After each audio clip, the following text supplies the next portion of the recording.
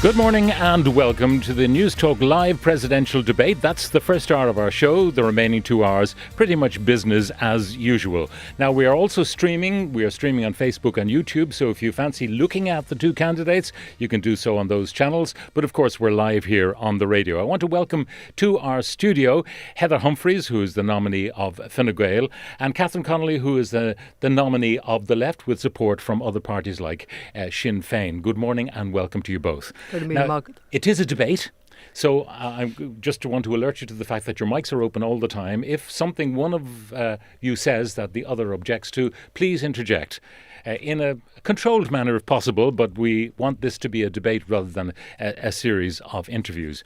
And we want to start, and the lots have been drawn, so Ms Connolly, you are to get the first question, but I'll be following up obviously with Heather. Article 12 of the Constitution says that the President shall take precedence over all other persons in the state, which means you're our first citizen should you become President. So Catherine, to you, what is it about you? What is so special about you that you deserve to be our first citizen? Well, I do sparagar mil magada sucht an jesh kancha agus an jesh gisporakta. Thank you for the opportunity of being here.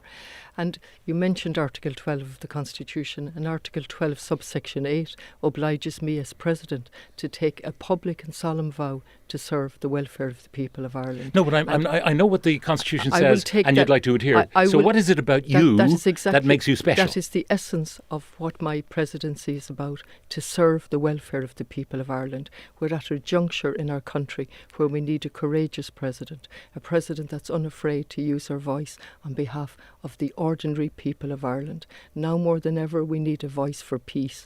We need a voice to articulate the existential threat posed by climate change, and we need a voice to recognise and value the tremendous Why are you that done. Voice? That's the point of my question. I believe I have the characteristics necessary for a president, given my track record and given the various roles that I have served in. I have an ability to listen, to hear and to reflect.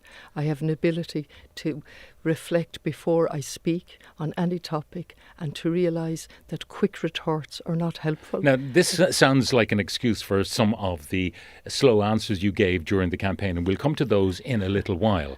But the question again about you will articulate on behalf of the people. The Constitution suggests that you really have to park your political prejudices at the door. I don't have political prejudice. Well, your political views, which would be maybe at odds with the current government. If I may, I don't have political prejudice. I have stood proudly as a TD since 2016. I will stand proudly and humbly as President of Ireland for the reasons that I've articulated. And if you allow me, I'll articulate more. We need a voice in the presidency that's not more of the same from a government. Unfortunately, Heather is a government candidate endorsed by Fine Gael and by the... It sounds like you want to bring politics to the park, whereas you're obliged to park your politics at the gates of the Áras, are you not? I have no difficulty seeing the different roles as a president and as a politician. A president, as you said, takes precedent over everybody else in the country, but to do so with humility and realising the privilege that is to serve the welfare of the people of Ireland. All right, Heather Humphreys, what makes you a fit candidate to take on the role of first citizen? Well, I bring a lot of experience to this job. I bring a life experience and I bring political experience. Of course, I've spent many years working as a credit union manager, and I saw the challenges that people face firsthand on the ground.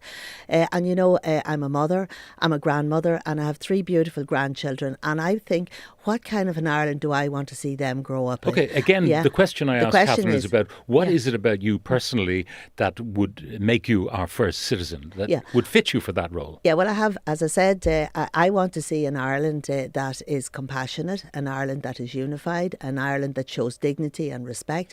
And as President, I bring a skill set to that means that I can bring people together. I have a track record in bringing people together, in unifying people. But when you talk about the problems that we have, and we have many in this country, people will say to you quite rightly, listen, you were in government, why didn't you do something? Why didn't you solve all those problems that you're now so apparently concerned concerned about? Yeah, well, of course, I stepped up and I did serve in government, and I've never had the advantage of being able to stand on the opposition benches and say exactly what I wanted to say. But I stepped up. And I took a lot of hard decisions, and I have a proud record in government. I was the minister who brought in the hot school meals programme that look after our young children in primary school. I was the minister who introduced auto-enrolment. It took 30 years to get there. That means people will have a pension. And I'm the minister that What has about engaged... Catherine's charge that it's more of the same, that you go in there and you'll toe the government line because that's where you come from? No. Well, actually, I've got support right across the board. I've been nominated by the Fine Gael party. I've been supported by independents right across this country. I'm also getting support from Fianna Fáil party, from members of the Labour Party, from members of the Green Party. So I am a centrist person. I'm a candidate of the centre, and I promise to bring to this role. I promise to bring honesty, commitment, and service. Now I'll stay with you because Catherine got the first question. You get the second one in rotation. Michael D. Higgins promised to serve one term. When we all voted for him, or those who did voted for him against Sean Gallagher, he promised one term, 7 years only. He stayed on for 2 terms. He broke a commitment.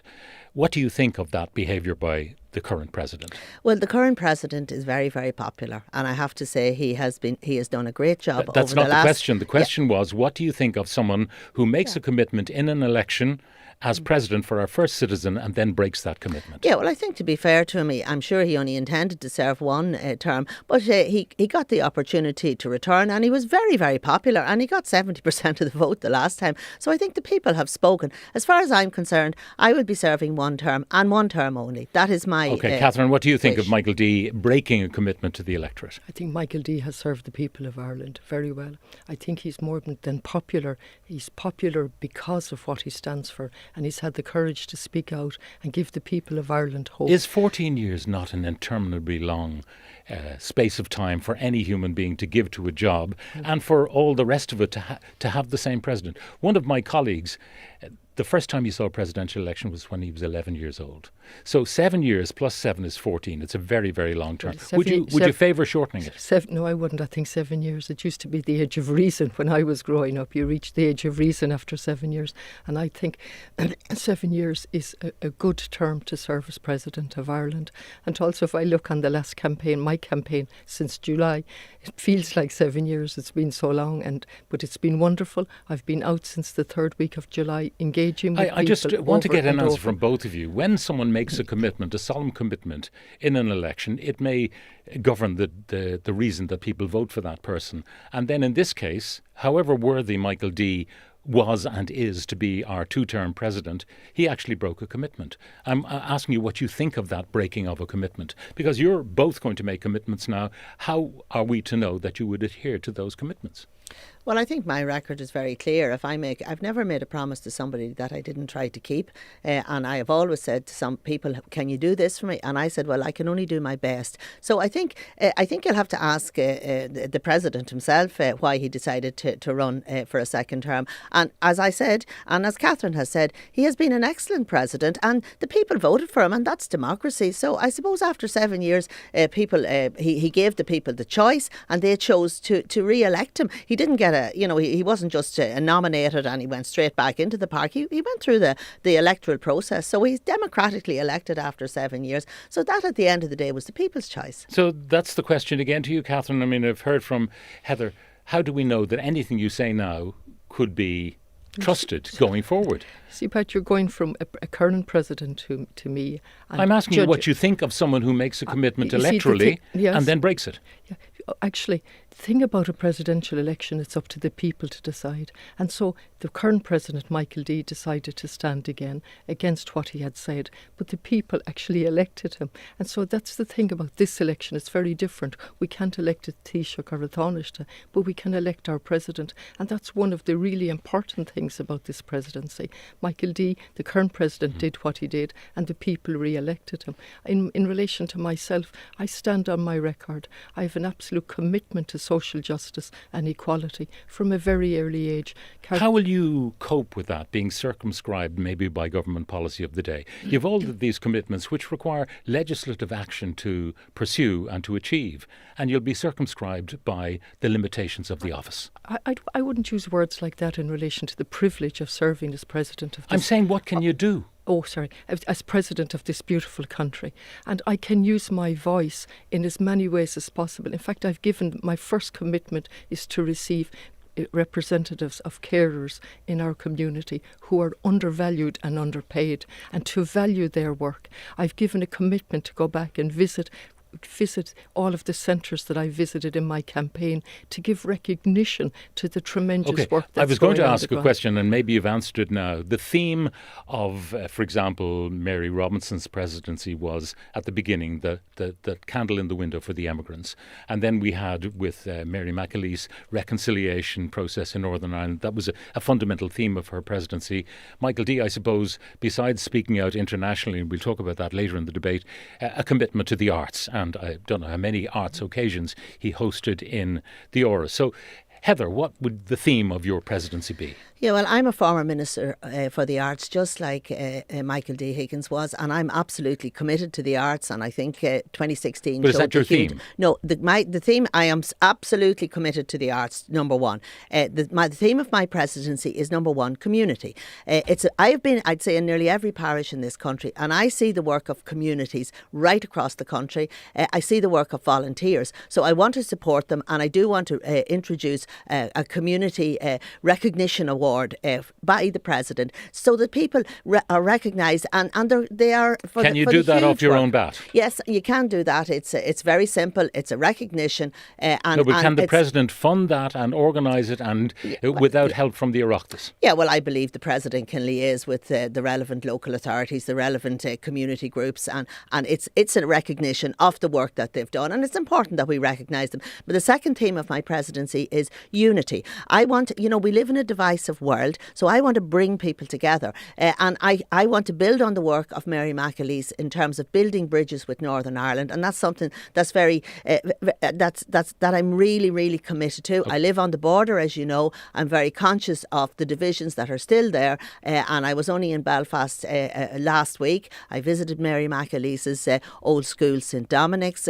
I got to chat with the nuns and the students there. I went out to a unionist area, and they spoke to me as well, and they said to me, Heather, they said, we have peace, but there's a lot of division. I feel I'm uniquely placed to work on that. And finally, I want to represent Ireland on the world stage in terms of opening doors for Irish businesses. We'll be talking about that later on in this conversation. Those are my themes. Catherine, your theme?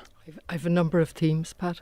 And the day we vote, it will be the 80th anniversary of the the UN Declaration of Human Rights. And I think that's significant for me and for the country.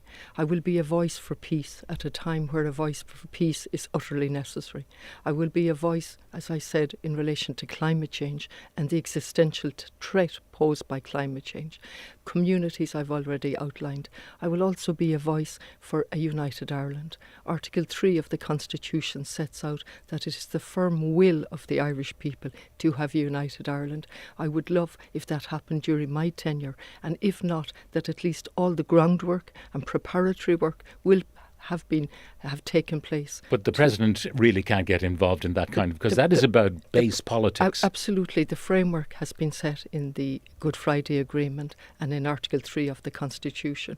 But there will be a role for the President in reaching out to different communities, having an open Áras in relation to different quick things before we leave this topic of the presidential role and the rest of it. The Áras, 130 acres. Too much? Heather? Yeah, well, the OPW could do with 100 acres or so to provide recreational and other facilities in the Phoenix Park for the citizens. Yeah, well, that's a matter for the what do you think? At the end 130 of the day. acres? Well, I didn't even realise there was 130 acres. That's not what's attracting me to this job. This job is about service. This job is about uniting the people of this country. This job has been Could it be downsized voice. A bit? Well, you still have 30 acres left around the big house. Well, I don't live on 30 acres in terms of my house. It's It's a small, I think it's out in the country. It's about a half an acre site, and it's quite sufficient for me. That's not the question. The question is about the Áras. Catherine, what do you think? Pat, just one second. I'll just answer the question. The point I'm making here is that has been established as Áras an Uachtaráin. It's the people's house. It's the people's residence. It belongs to the people of Ireland. And the acres, I don't know how they're used. I'm sure they're used for put to good use by the OPW. And if people want to reduce the size, that's fine with me. I don't have a problem with that. I think it's a wonderful asset for the people of Ireland, 130 acres, and the OPW own that, but it's owned for the people of Ireland, and I'll certainly be exploring what possibilities are there in relation to that, to be an example in relation to biodiversity projects, if that's possible. I don't know what restraints will be on me, but I'll certainly be looking at the possibilities to have that as an asylum in the true sense of the word, for people to enjoy the 130 acres while recognising the challenges posed by climate change and biodiversity. The Áras is off limits for so many people. People only get there on the invitation of the President. So when you say it's for the people of Ireland, most of the people in Ireland do not get to see Áras an Uachtaráin. Now, final thing. In fairness, Pat, I've met a lot of people when I've been out on the campaign trail, and a lot of people said they got to the Áras and it was so special, and they said, Heather, if you get elected, will you bring us back again? So many people. It is the people's house, and there's many different opportunities to bring people to the Áras. But as President, I would bring the Áras to the people. I will go to the communities. I will sit down and have those conversations with them, and I will speak to them. I'll hear their concerns. So you believe you would be the up. personification of a building in bringing yourself to an event? You're bringing the Áras. That's not the question I asked. No, but what I'm saying is what I would do. It's not just about Áras an Uachtaráin, the building. It's about bringing the Áras to the people, and it's about talking to them. Final question because to you it is both. a very important thing when the President Final question goes to you visit. both in this section. Who's going to be living in the Áras if you are President? Catherine? Myself and my husband. That's it. Big house for two people. That's correct. Absolutely. Servants and all the rest of it for two people. Okay, Heather, who's going to be living in the Áras if you're President? Yeah, I'll be living in the Áras with my husband, and even though he's a farm to run. Yeah, well, he's quite capable of running the farm as well, and he has his job, and I respect that, and I will have my job to do, and he will respect me. So yes, two of us. All right, thank you both for part one, where we're talking about the role of the President. Lots more questions to come up after this break. The Pat Kenny Show. With Aviva Car Insurance. My Aviva puts you in the driver's seat. Manage your policy anytime, anywhere, all online. Aviva Insurance Ireland DAC is regulated by the Central Bank of Ireland. Newstalk is proud to celebrate the best of Irish music. And now you can listen to non-stop Irish hits with All Irish on Go Loud. With 3 Ireland. Get first access to hundreds of pre-sales at 3 Olympia and 3 Arena. Good morning from Unio Wealth Management. Pension choices deserve time. Invest half an hour with Unio and your future self will thank you. Unio. Time well spent. Your next great value giant adventure is closer than you think this autumn in Northern Ireland. Explore the wonders of the cosmos at Dark Sky Park and Observatory in County Tyrone. Glide across the Fermanagh Lakes with Earn water taxis. Unlock the beauty of words at Seamus Heaney's home place in Balahi. Tour the ancient cathedrals of Armagh City. Experience Belfast's vibrant food scene and savour award-winning flavours at Edo, Waterman or Home Restaurant. Then unwind by the fire and treetop spa at the Old Inn, Crawfordsburn, County Down. Book your next great value autumn break at discovernorthernireland.com. When you hear these names, you'll think tries and tackles. But off the pitch, Jamieson Gibson Park surfs. Tygburn bakes. And Ryan Baird fishes. Game-changing talent isn't always what you expect. Just like Vodafone Business. We're experts in more than you might think, with cybersecurity, cloud solutions and collaboration tools. So your business can change the game. Search Your Business Can. Sean here just got a home energy grant from SEAI. €8,000 for wall insulation. Music to his ears. And SEAI wants to give a home energy grant with your name on it too. Apply for yours today. Search SEAI Home Energy Upgrades. Supported by the Government of Ireland. Eligibility terms and conditions apply. Oh, Buffy, it's the big one. Sammy. Cinderella at the National Stadium. Family tickets €99. Where'd you get it? Panto.ie. Fees may apply. Thanks 1,000.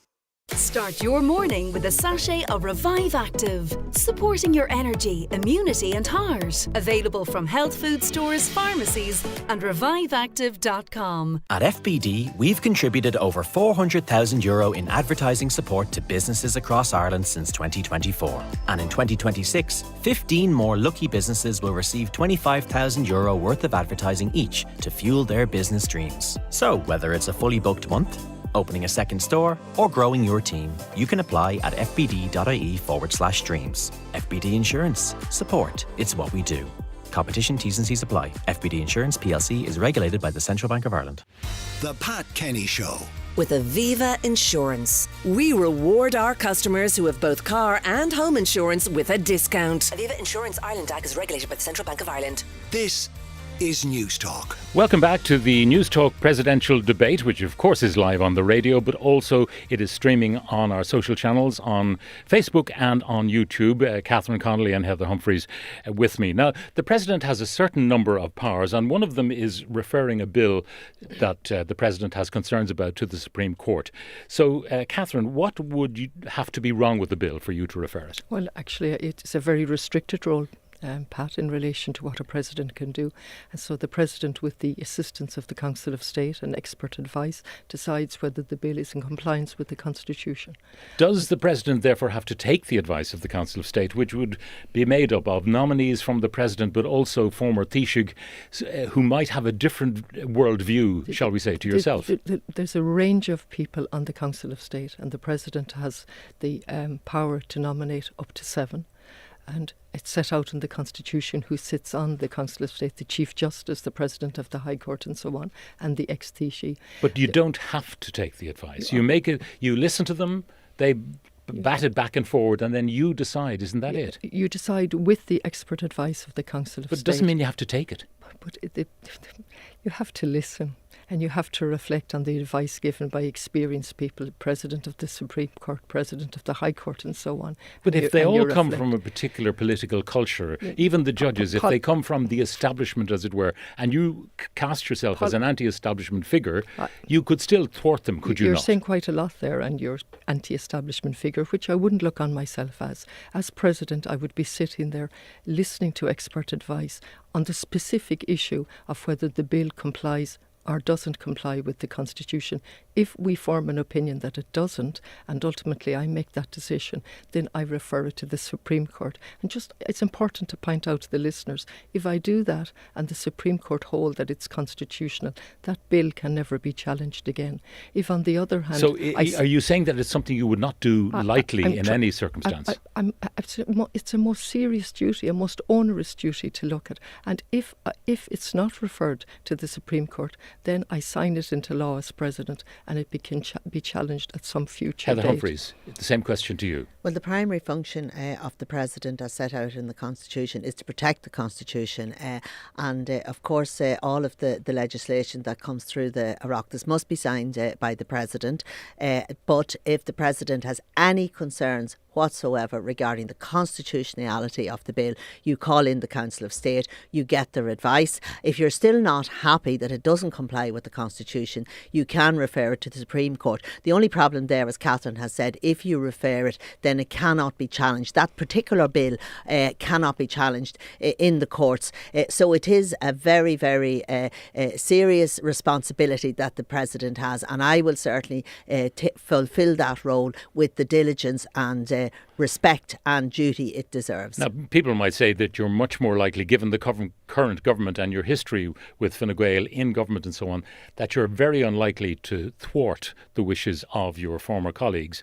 That may not be the case. No, it's not about that. It's not about the wishes of anybody. It's the very clear question is, does this bill comply with the Constitution? And that's the decision that the President has to make. And I will make that decision, and I will always represent the people and protect the Constitution. And do you undertake to always take the advice of the Council of State? Oh, of course I will take the advice of the Council of State. State, but if I still am unsure, and the Council of State... No, I didn't mean listen to it. I mean act on the advice of the Council of State. Of course you would act on the advice. So if they say advice. Don't challenge, you won't challenge. No, if I'm not happy, that is absolutely the right of the President. You can listen to the advice if you still think it is not within the Constitution. For example, the Judicial Appointments Bill was referred by President Michael D. Higgins to the Supreme Court, and that's a good example because he referred to the Supreme Court to test his constitutionality. So that actually meant that if judges were appointed,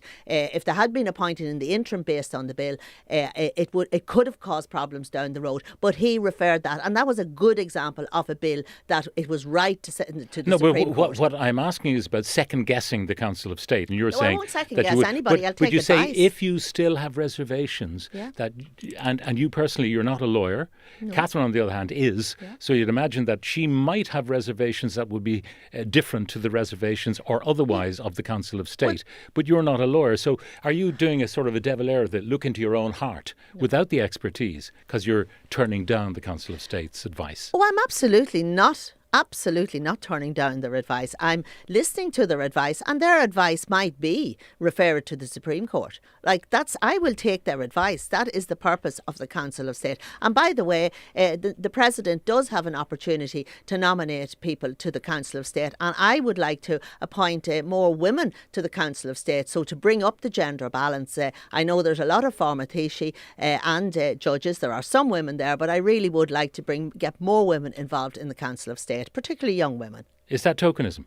No, it's certainly not. If you look at my record in terms of appointing people to boards, I've always tried to have a 50-50 balance, and sometimes I even managed to get more women than men on state boards. Now, Catherine, one of the problems you might have would be the renewal of the Emergency Powers Act, giving the position of the Special Criminal Court its legitimacy. Would you have any difficulty about signing such a bill? You see, I think the questions are being framed in terms of my difficulties as perceived with my record, and I have served in every role as professionally as possible.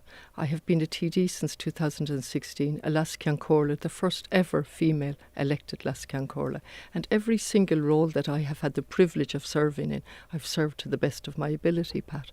And so if we look at the role of President, there are many roles that the President has, some more restricted than others. And looking at legislation, as a President, with the assistance and advice of the Council of State, is absolutely vital that I take that seriously and look at it. I can't speculate. What do you think then of the Special Criminal Court? I'm on record for the Special Criminal Court. It should be abolished. But I'm not alone in that.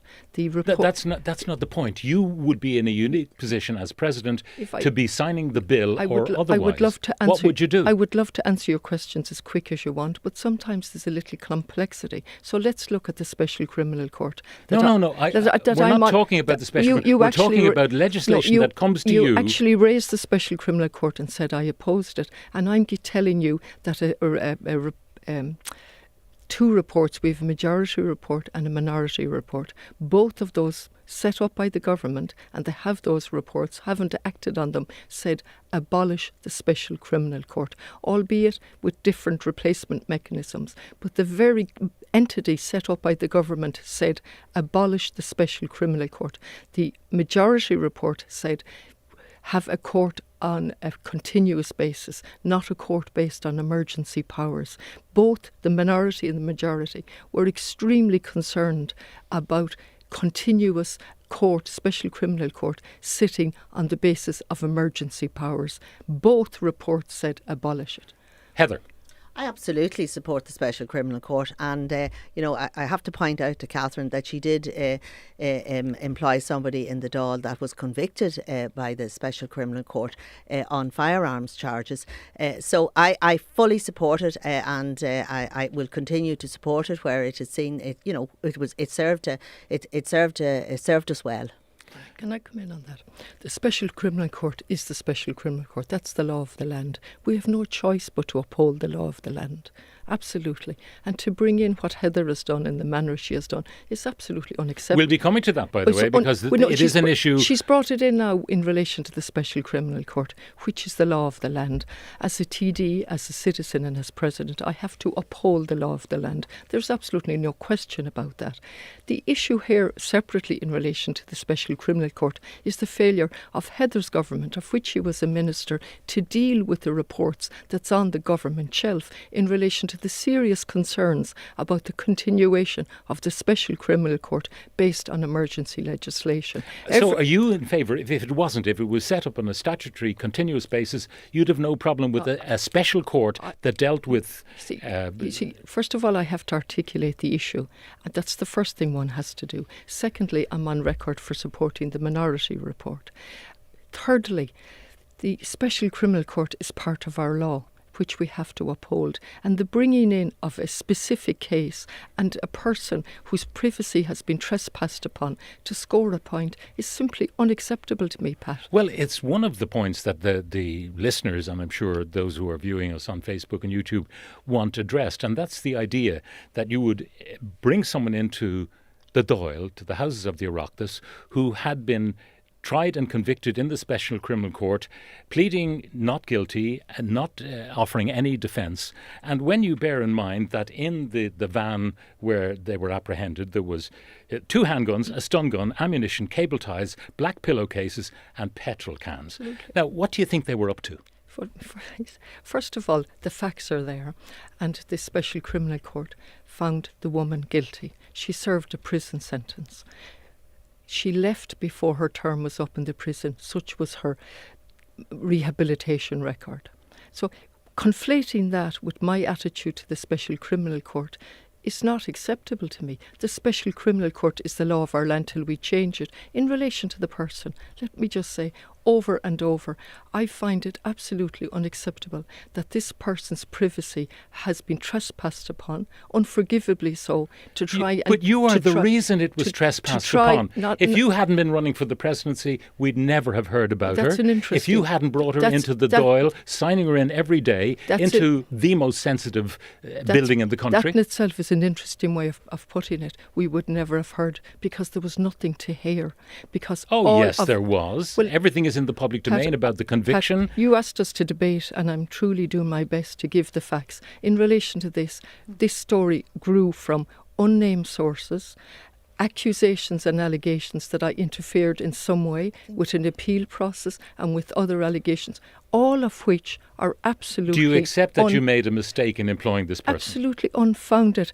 I did everything right, and so did the person. From day one... You may have obeyed the law to the niceties of it, that you signed someone in. But the general thing that you've someone who's got a particular background involving this conviction, and that you would feel that that person is a safe person to bring into the Houses of the Oireachtas. You see, that person was an absolute example of a success story in relation to rehabilitation. Yeah, we've heard a lot from you. Who came highly recommended from TDs, in particular Eamon O'Queeve, a respected member of the Dáil, who visited the prisons on a regular basis. Well, can I just say that part of any rehabilitation process is accepting that you made a mistake. Now, this particular person pleaded not guilty. Catherine brought that person into the houses, into the Dáil, without the necessary Garda clearance for 6 months. You didn't have the Garda clearance, Catherine, and that's a fact. I can't change that. But I'll tell you what I do want to ask you, and you still haven't answered. This woman was found in possession of guns and a number of other things. Did you ever ask her what she was going to do with them? And I think that's a reasonable question. I think the reasonable question is... No, but what was she going to do with them, I think the reasonable Catherine? question is what is our opinion on rehabilitation. But it's not about rehabilitation in this case. It's about what she was going to do with the guns. If I could, are we going to look at what rehabilitation means? Are we going to double and trebly punish people?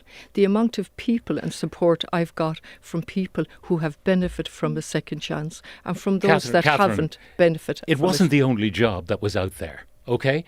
but you decided to take someone who had this particular conviction involving firearms and all the rest of the paraphernalia we heard about. What were they up to? We don't know. You haven't explained what you inquired about, what they were up to, and there were other job opportunities available, surely, that you didn't have to bring them into the Dáil. You don't bring a bank robber in to run a bank. If we could have some level of a rational discussion and debate in relation to rehabilitation and what it means, if we could have some honesty into what happened here, no rules were broken, absolutely none. I'll try and deal with the allegations that have come. No, but a lot of your responses, sources, Catherine, over the course of this campaign have been about, obeying the particular rules and so on. And we'll come to... There's a generalisation here again, Pat, from you in relation to me. This is a specific issue that has arisen that over and over I've answered. It would be helpful if those people who made allegations against me that I interfered in somewhere or withdrew those allegations and recognised that they weren't accurate and founded on Heather Humphreys. The point here is, it's very clear, you're supposed to have Garda clearance before you bring people into the Dáil to work for you, and we all know that. You have to get Garda clearance. That is accurate, that Catherine. Is not accurate. Well, it is accurate. You can bring people in on day passes. Are we going to allow further? Are we going to allow further untruths? Just let me finish here.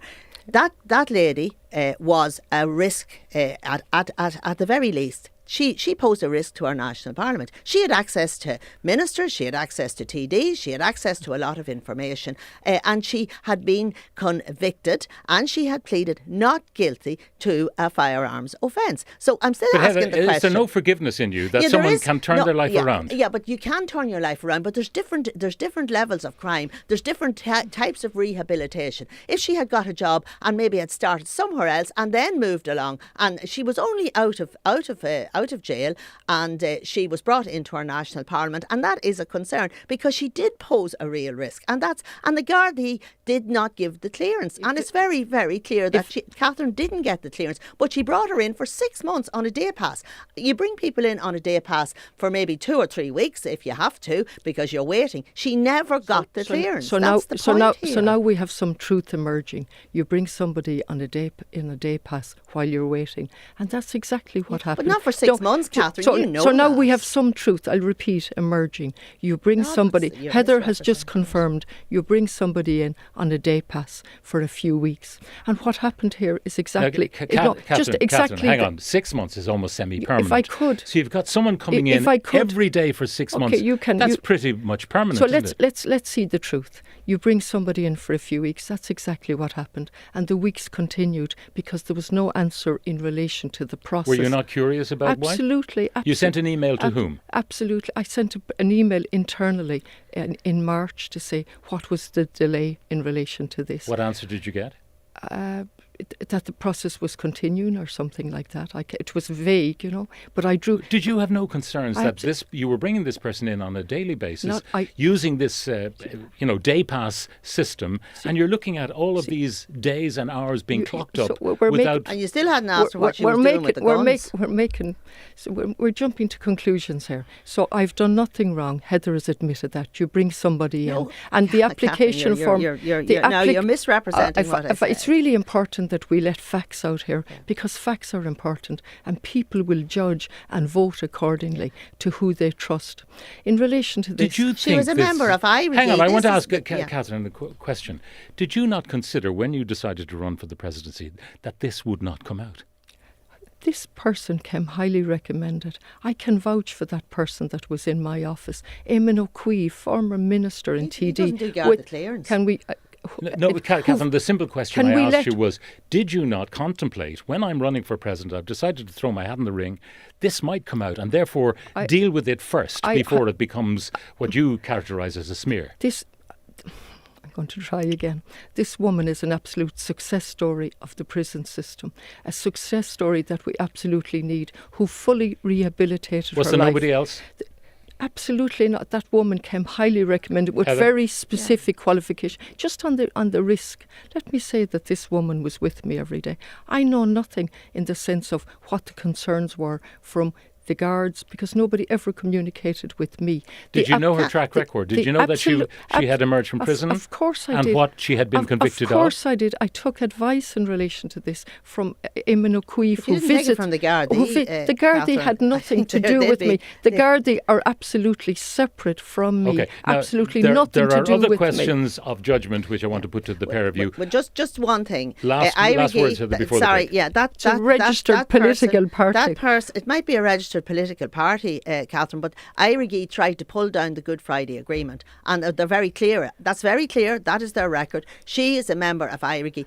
You talk about reaching out the hand of friendship. That particular lady was involved on an incident when the Queen visited this country where there was an effigy of the Queen beheaded. Now, is that the way you talk to your neighbours? Like, this is the kind of behaviour that this lady was involved in. Like, you have to question. Okay, we'll pause there and we have more questions to ask after this. The Pat Kenny Show. With Aviva Insurance. We reward our customers who have car and home insurance with a discount. Acceptance criteria, terms and conditions apply. Aviva Insurance Ireland DAC is regulated by the Central Bank of Ireland. The effects of personal debt problems often go beyond just financial. What we don't want to face can cause us to unravel. Stress eats at you, relationships unwind. It can feel like life's falling apart, but support is available.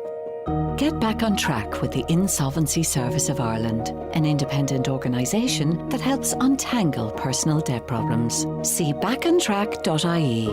Supported by the Government of Ireland. Think of a catchphrase that embodies simplicity, speed and economy.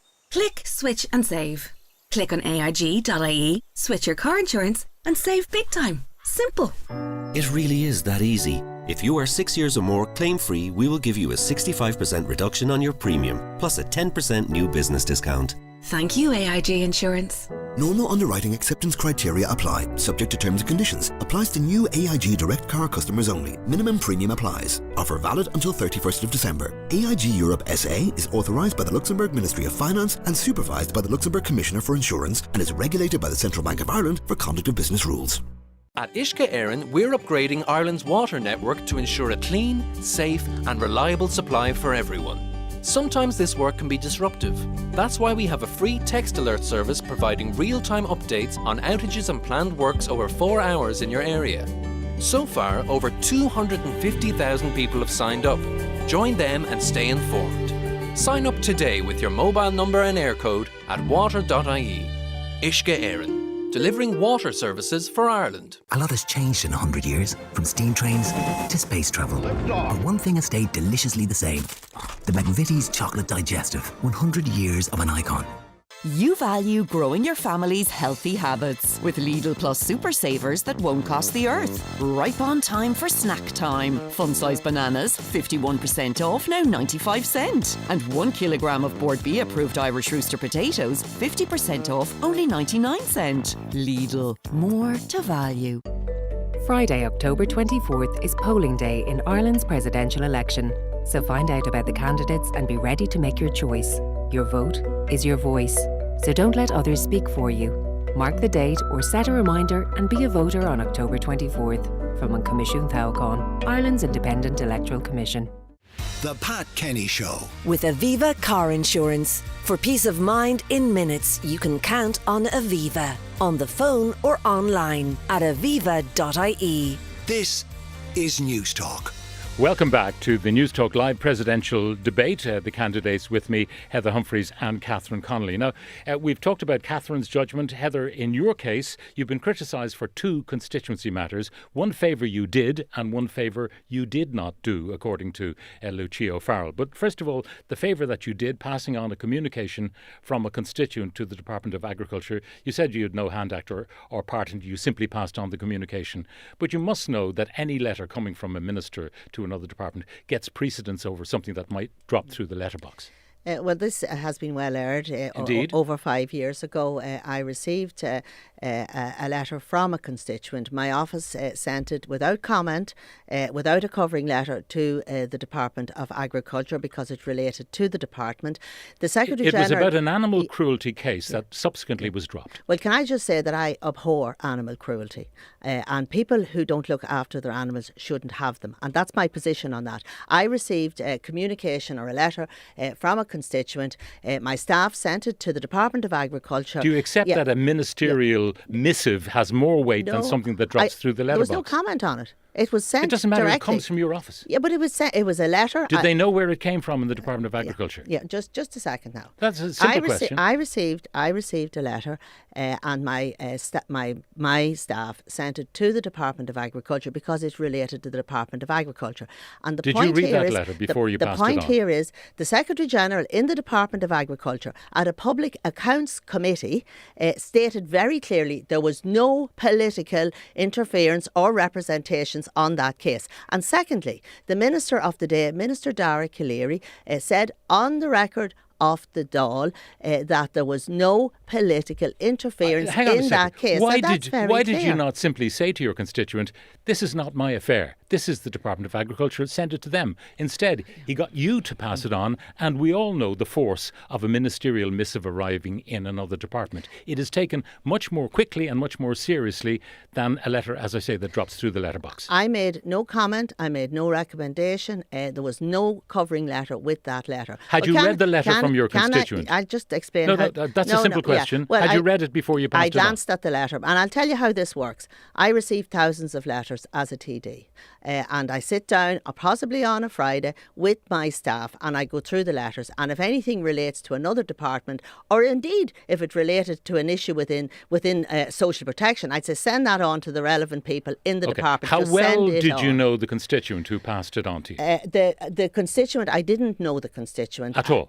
No, I had never met them beforehand. And that happens on many occasions. People come into your office or people send you on correspondence. You don't know them. But my job has always been, to highlight issues on behalf of people and to if they have concerns, as a public representative. Did you inquire subsequently, because this has been a matter of some controversy, as to why the case was dropped? I had someone who had a track record of animal cruelty before, and suddenly this second case is dropped. Why? Yeah. Well, just to be clear, the letter was sent by my staff to the Department of Agriculture. I had no further role or input into that, into what happened afterwards. Did you ever inquire as to what happened? I didn't. When it became a matter of public controversy? No, I didn't inquire because it was nothing to do with me. It was a matter for the Department of Agriculture. All right, the second matter is the favour it appears you did not do, according to Lucia O'Farrell, whose son Shane, as you know, was hit by a driver who should not have been behind the wheel. There were mistakes made right throughout the system, the Gardaí, the courts and all the rest of it. And she says that you did not stand shoulder to shoulder. She's a constituent as well as the farmer was a constituent, yet she feels that you did not stand shoulder to shoulder. Yeah, well, can I just say, my heart goes out to Lucia O'Farrell and her family over the loss that they had when their son Shane was killed in a road traffic accident. Now, I did speak to Lucia. I spoke to her on a number of occasions and I spoke to her at length. And when I finished the conversation, I felt... my heart was broken for her, and that is the truth. What she had to endure in terms of the loss of her son is unbearable. Now, I did make representations on her behalf, and I'm sorry if she thinks I didn't do enough. I did my best, and I'm glad that she has got a state apology from the Minister. When you were in Justice, could you not have done more? No, when I was in Justice, there was an independent process taking place. It was headed up by Judge Houghton. I couldn't interfere in that because if I did, I could derail the What process. do you say, though, to the perception of the O'Farrell family that you did not do enough? I'm sorry if she thinks I didn't do enough. I have tried to help She has said anybody. to us, by the way, she got in touch saying that sorry if is not good enough. I didn't do enough. Sorry if. She says you didn't do enough. I'm sorry. I'm sorry if she feels I didn't do enough to help her. I did my best. I made representations to different ministers on her behalf. And as I said, I'm glad she has got a state apology. So you think you did enough? I tried my best. I actually counted one day, but this is a good while ago. I think I got somewhere in the region of 25,000 representations during my term as a TD. And I did my best for everybody. And I'm sorry if some people feel I didn't do enough. Now, Catherine, you were pursued by the Irish Times to give an answer on whether or not you had represented banks in repossession cases. In other words, people get evicted on foot of those cases. And you were pursued again and again. You kept on saying, I answered the question, and you didn't. Because the simple question required a yes or a no answer. Did you represent banks against people who are going to be maybe defaulters on mortgages who are going to be evicted? It's a yes or a no. Did you represent the banks in those cases or not? Just in relation to Lucy O'Farrell, where the government failed and where the minister was part of that at the time, was Lucy O'Farrell and the family repeatedly asked for a thorough investigation and an inquiry, and they didn't get it. In the end, they got end, vindication, though, in the end. Absolutely, and they got an apology, and I thank the government for that apology, but they never got what they wanted. Now, back to the question, the yes or no answer. I absolutely stood and said, I've represented... No, I heard all of that. And you were pursued by Jack Horgan-Jones, who said, it's a yes or a no answer. Absolutely. Have you represented the banks against people who lost their homes? I have represented banks. I have represented people who so that's had orders of possession against them. The question is very simple. No, did you represent the banks against people who lost their homes? I have represented lots of people in my career as a barrister. I have represented credit institutions. I've represented people who were the subject of orders for possession. I've represented people in family law and so on. And the Bar But Council, sometimes you have to turn up your nose at a case and say, no, I'm not going to do it. I'm too busy.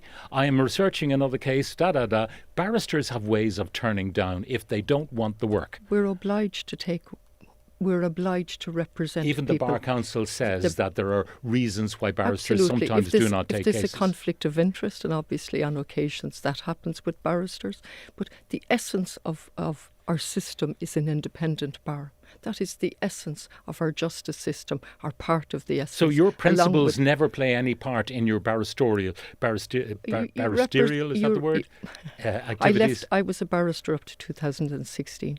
I took leave of absence. I made a principled decision not to carry on two professions. And after taking a leave of absence for a year or two, then I left. I left the profession and I concentrated completely on... So the answer to the question that Jack Horgan-Jones wanted is yes, that you did on occasion. The answer to the question is I represented lots of different people. Heather, what do you think of Donald Trump? Well, Donald Trump has he's elected as the president of the US, and I respect his mandate. But he's you never know what you're going to hear from Donald Trump. That's your verdict on him. You never know what you're going to hear. You never. He's a sort of person that you don't know what he's going to say next, and that's my view of him. But having said that, I have to recognise that he has done a lot of work in terms of getting a peace deal in Gaza, and that is to be commended.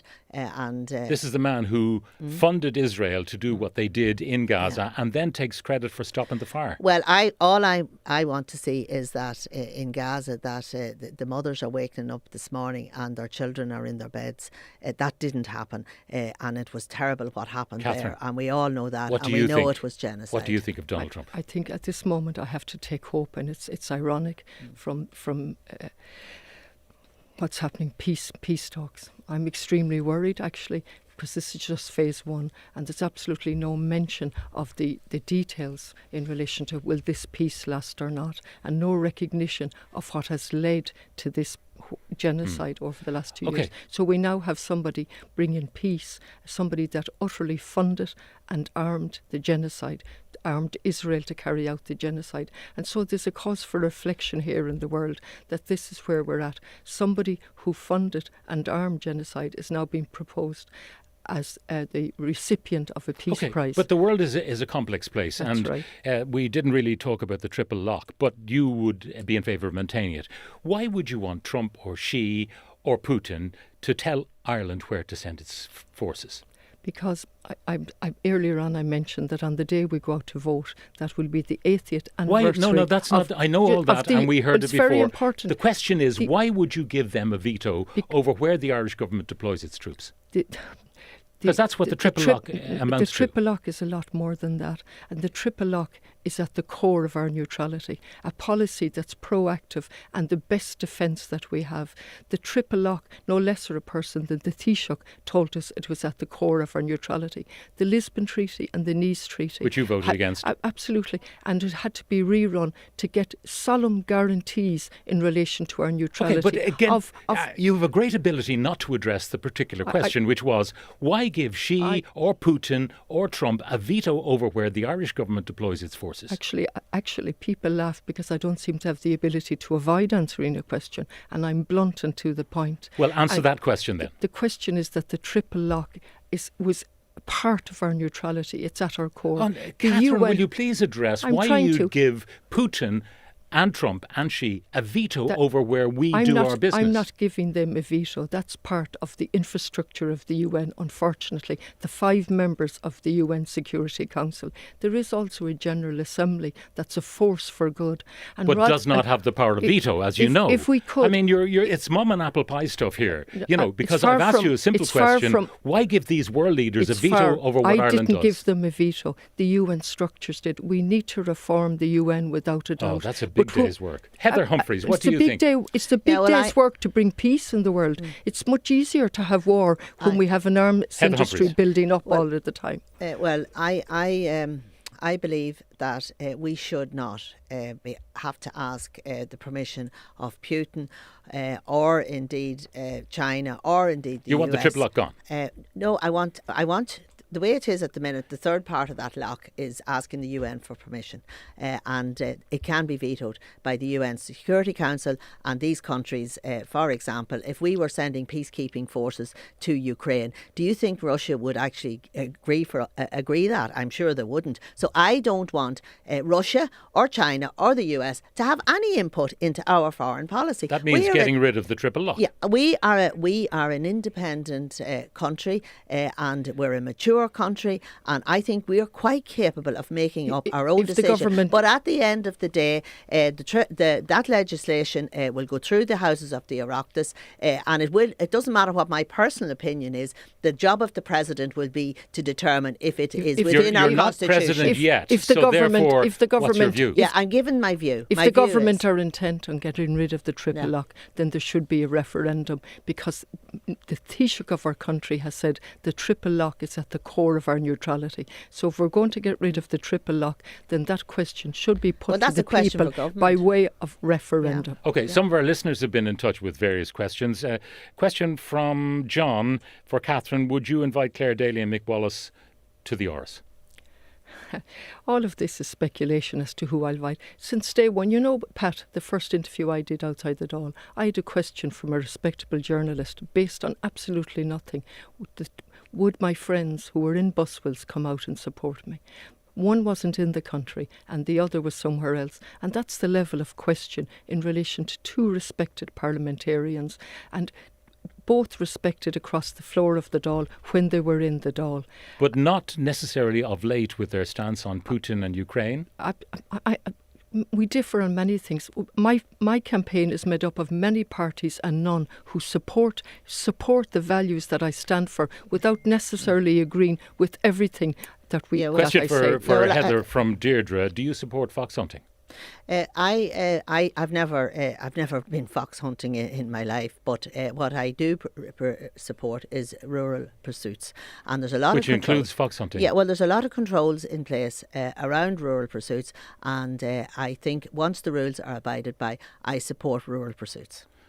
So therefore fox hunting, that includes, you support fox hunting? That includes, once people abide by the rules, there are a lot of conditions, a lot of rules in place, and I support the right of rural people to continue on with the pursuits that they have been doing for many, many years. We have to leave it there. An interesting and compelling debate. Thank you very much to the 2 candidates. I was going to ask you what kind of a disaster it would be if the other got the job.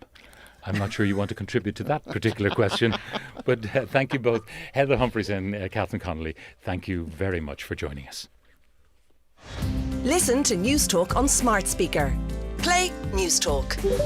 News.